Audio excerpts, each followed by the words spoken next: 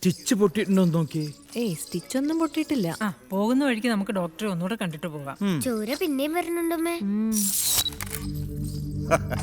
വക്കീലിന്റെ will power അപാരം തന്നെ. കട്ടറിൽ വീണപ്പോ പറ്റിയതല്ലേ. നാളത്തെ പത്രത്തില് ബോക്സ് ന്യൂസ് ആയിട്ട് ഈ പടം കൂടി ഇട്ടു കൊടുത്താ ഇന്നലത്തേതിന്റെ കണ്ടിന്യൂഷൻ ആയിട്ട് പുകഞ്ഞു കിടന്നോളൂ. തന്നോടാരെ ഗ്രീൻ റൂമിൽ വന്ന് ഫോട്ടോ എടുക്കാൻ പറഞ്ഞേ? അയ്യോ, എന്നെ മനസ്സിലായില്ലേ? ഞാൻ രഞ്ജു.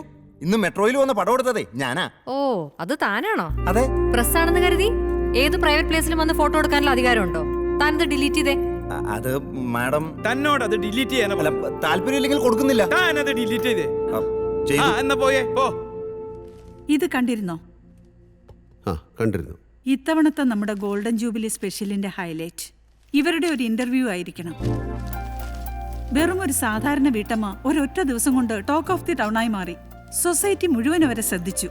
പത്രങ്ങളിൽ വരാത്ത അവരുടെ real life, dreams and attitude, അതൊക്കെയാണ് നമുക്ക് വേണ്ടത്. ഇവരെക്കുറിച്ചുള്ള വിനീതിന്റെ ഒരു ഒബ്സർവേഷൻ കൂടിയാകുമ്പോൾ it will be a great story. ഇന്നലത്തെ പ്രോഗ്രാം വിനീത് കാണണമെന്ന് പറഞ്ഞതും അതുകൊണ്ടാ.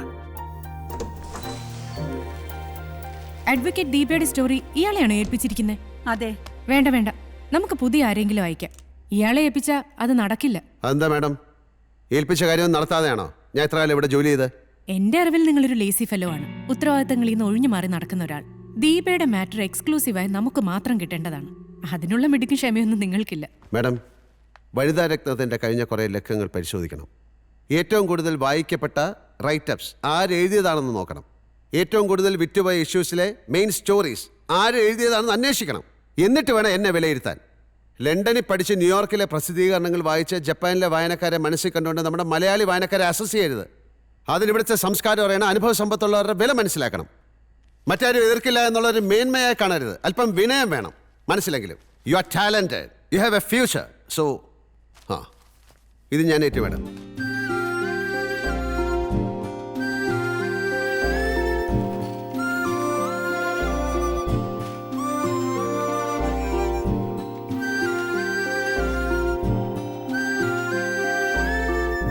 Absolutely, there is no bona fides, Your Honor.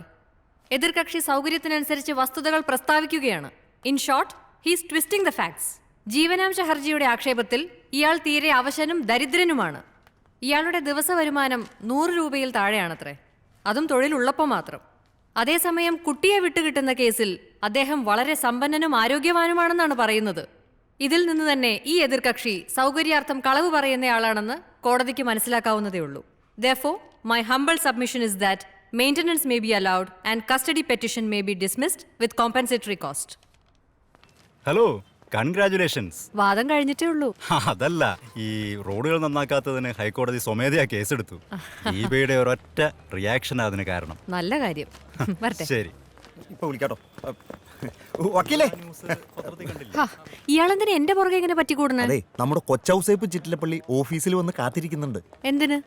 അങ്ങേര് വക്കീലിന് ഒരു 5 ലക്ഷം രൂപ പാരിതോഷികം പ്രഖ്യാപിക്കാൻ പോകുകയാ. ഇന്ന് വൈകിട്ട് 3 മണിക്കാണ് പ്രസ് മീറ്റ്. അതിനു മുമ്പ് നേരിൽ കണ്ടൊന്ന് സംസാരിക്കണം അത്രേ. നമസ്കാരം, നമ്മൾ തമ്മിൽ ആദ്യമായിട്ടാണ് കാണുന്നത്. എനിക്ക് പക്ഷെ സാറിനെ നന്നായിട്ട് അറിയാം, ഒരുപാട് കേട്ടിട്ടുണ്ട്. ഇയാള് രഞ്ജു? അതെ, രഞ്ജു പറഞ്ഞു കാര്യങ്ങളൊക്കെ. ഒരു പാരിതോഷികം തരാൻ മാത്രം ഞാൻ ഒന്നും ചെയ്തിട്ടില്ല. അപ്പോഴത്തെ ഒരു സാഹചര്യത്തിൽ അങ്ങനെ ഒരു നിലപാടെടുത്തു എന്നല്ലാതെ അതിന്റെ പേരിൽ അറിയപ്പെടാനോ സമ്മാനം വാങ്ങാനോ ഒന്നും എനിക്ക് ഇഷ്ടമല്ല. നോ, ഇത് മറ്റുള്ളവർക്കൊരു ഇൻസ്പിറേഷനാണ്.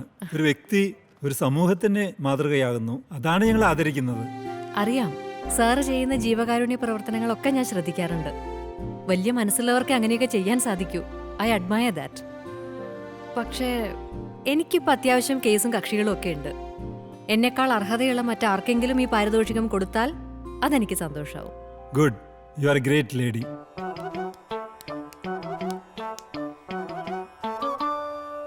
ഉള്ളത് പറയുമ്പോൾ എന്നോട് വിഷമം തോന്നരുത്. ഈ അടുത്ത കാലത്തായി ഇവിടെ തേങ്ങ അടിച്ചു തുടങ്ങിയ എല്ലാ കാര്യങ്ങളും പ്രശ്നങ്ങളാണ്. എന്തെങ്കിലും പുലിവാലി ചെന്ന് നിൽക്കും.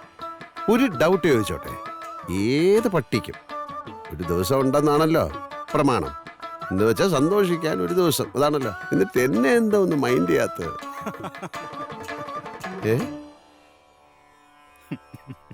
എന്താണ് ചിരിക്കുന്നേ?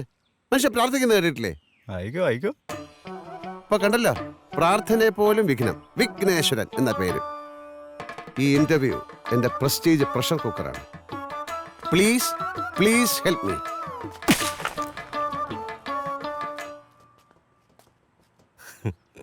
നീ എന്താ ഇവിടെ? സ്റ്റാഫ് ഫോട്ടോഗ്രാഫറെ കിട്ടാത്ത നിലയ്ക്ക് കിട്ടാത്ത നിലയ്ക്ക് ഇന്റർവ്യൂവിന്.